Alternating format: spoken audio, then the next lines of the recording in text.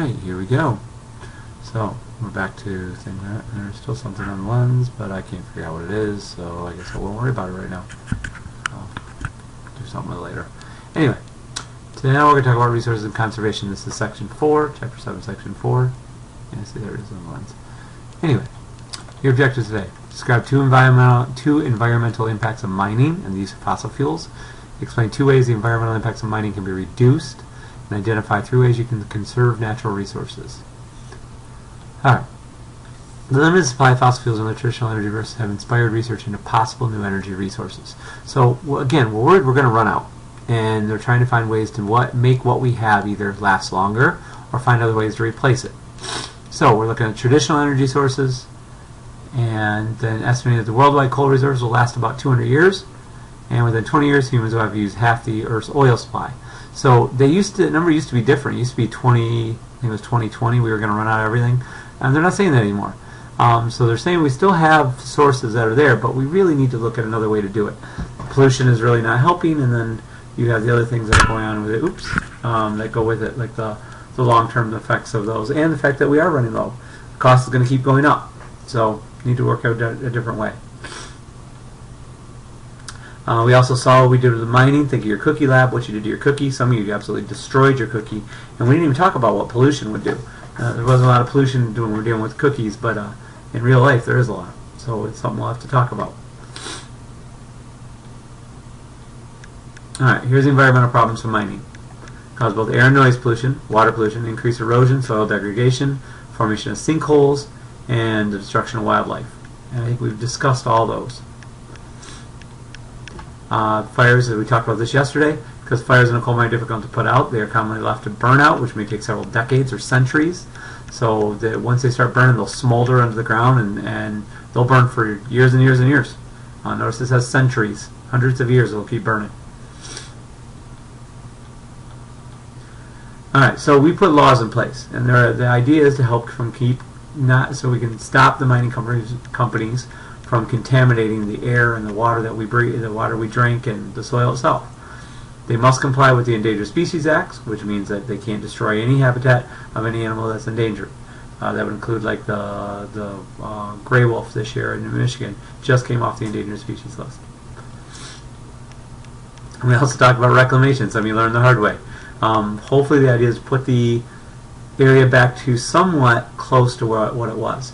Will not be exact, obviously, but you saw even if you got your cookie back together, it wasn't perfect. And that's what we're trying to do, is get it back close enough that hopefully the impact was minimal. And they're required to put the land back after the mining is complete. They get fined if they don't, just like you did with the cookie. Okay. Just getting the fossil fuels adds destruction to the environment and contributes to air pollution. Think about all the big equipment we talk about that dumps so much stuff into the air when it's working. I told you that over on Blackmore Road you have that big area right now that's being destroyed as a mine for it. And that's very common. So we can talk about strip mining. Strip mining takes off the layer of topsoil. That topsoil will then erode quickly. Acid rain, everything dumps into the rivers and streams. It's not a good sign, or not a good thing. It will. The effects from strip mining are devastating, and so that's one of the reasons they have to do the reclamation to get it back to the way it should be. If we burn coal, we get large amounts of sulfur dioxide. When it forms in the air, we get acid rain. Acid rain destroys crops, destroys paint jobs on your cars, can kill lawns. I mean, do a number of different things depending on how strong the acid is that's in it. It can make you sick too, by the way. And the burning of gasoline in cars from our cars adds to the air pollution. I think that's a given. Here's your reading check. Name 2 ways the use of fossil fuels affects the environment. Pause your video, write those down, turn it back on. Some of you are not doing that. I'm taking points off if you don't do your reading checks. Alright, there you go. Use of fossil fuel affects the environment when coal is mined from the surface, which destroys the land, when it's burned, and when the environment is created from the creation of air pollution. So a lot of different ways we're talking about the effects of just mining. Conservation. The preservation and wise use of natural resources. So we can actually reduce how much is being used if we use it carefully.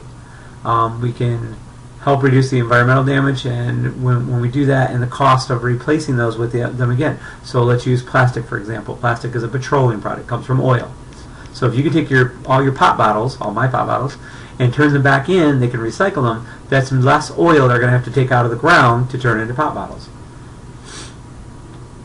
By conserving natural resources, people can ensure that limited resources last longer, and that's one of the things we've done to make them last longer.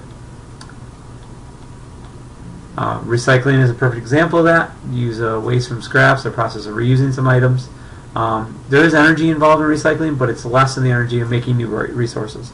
So yes, we're going to use energy to recycle a pop bottle, but it's still going to be less than our act of getting oil and making a new pop bottle.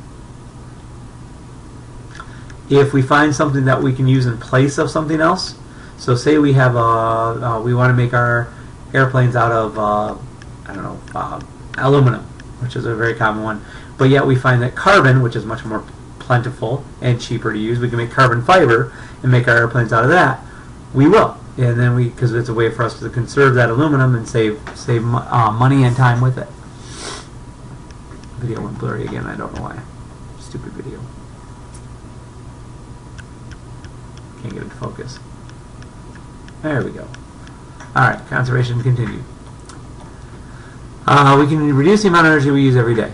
That can include things like making sure your house is insulated, energy efficient appliances, help conserve energy. That includes you.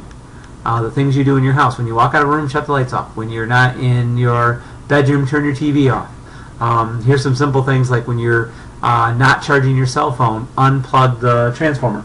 Things that look like this. These little boxes, little blocks like this that plug in. When they're plugged in, they still take electricity. You're still wasting electricity. It's going nowhere because this isn't plugged in. So unplug these or put them on a power strip you can turn off.